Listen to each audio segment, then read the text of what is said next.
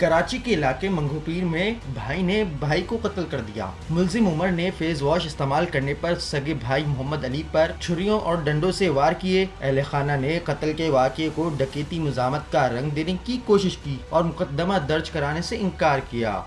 लड़का जब मेरे हाथ में कुछ नहीं आया, किचन में छुरी थी, वो छुरी से मैंने हमला किया, जिसपे उस्मान ने हाथ जोर से दबाकर छोटे भाई को घोंप दिया। पुलिस को शक होने पर तफ्तीश की गई तो मालूम हुआ वाक़या ज़ाती झगड़े के दौरान मुज़ाहमत पर पेश आया। कातिल भाई उमर के खिलाफ सरकारी मदियत में दफ़ा 302 के तहत मुकदमा दर्ज करके मुलजिम को गिरफ्तार कर लिया गया। सच उगलने के बाद इससे छुरी आला कतल वो भी बरामद हो गया और इससे खून आलूद कपड़े वगैरह जो थे वो भी हमने बरामद कर लिए। पुलिस के मुताबिक वाक़े की मज़ीद तफ्तीश की जा रही है।